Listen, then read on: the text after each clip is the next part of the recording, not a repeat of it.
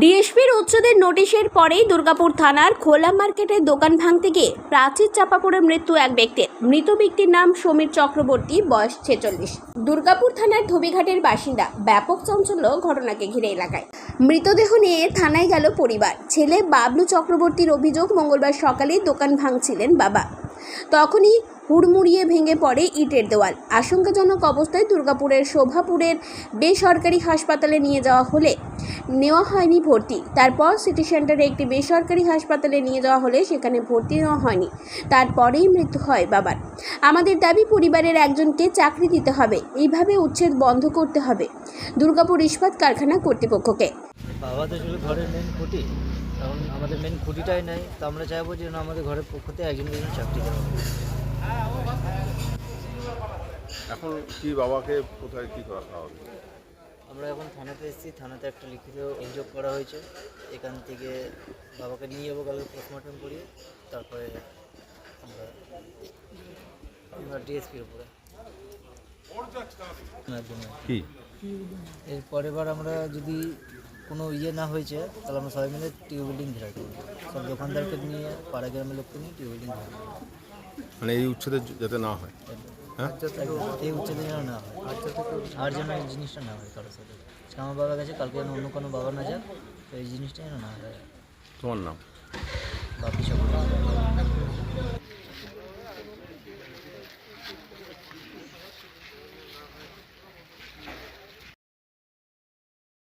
তৃণমূল নেতা পঙ্কজ রায় সরকার জানান, আমরা খবর পাওয়া মাত্রই পৌঁছেছিলাম, পরিবারের পাশে থাকব। 1 লক্ষ টাকা ক্ষতিপূরণের ব্যবস্থা করা হবে। দুর্গাপুর ইস্পাত কারখানা কর্তৃপক্ষ উচ্ছেদ করছে, কিন্তু বিকল্প ব্যবস্থার কথা ভাবছে না।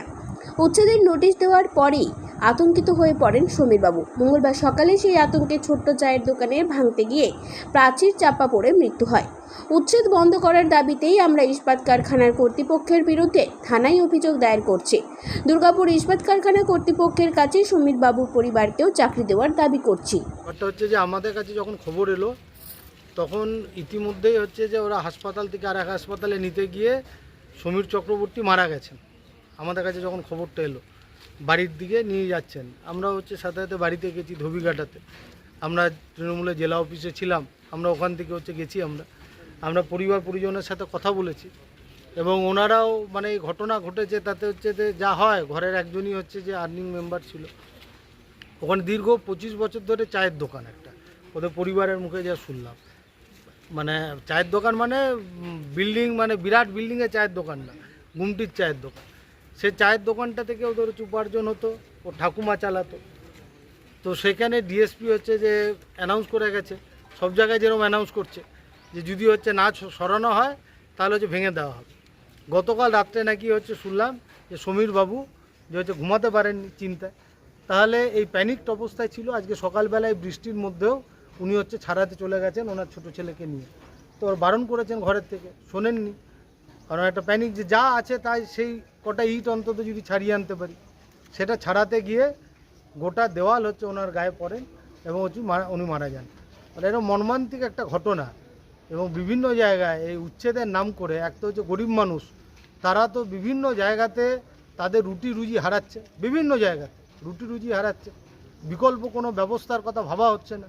তাহলে যদি রুটি রুজি হারায়, বিকল্প ব্যবস্থার কথা না ভাবা হয়, তাহলে এরকম প্রাণ দুর্গাপুরে গরিব মানুষদের যাবে, যে জায়গাতেই হোক যাবে।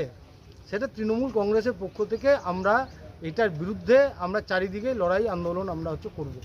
ডিএসপি অ্যাডমিনিস্ট্রেটিভ বিল্ডিংয়ে আমরা প্রয়োজনে আমরা হচ্ছে যে জমায়েতের দিকে আমরা হচ্ছে যাব। আমরা প্রাথমিকভাবে আজকে হচ্ছে ডিএসপি ম্যানেজমেন্টের নামে আমরা মামলা দায়ের করছি, তার কাজ চলছে।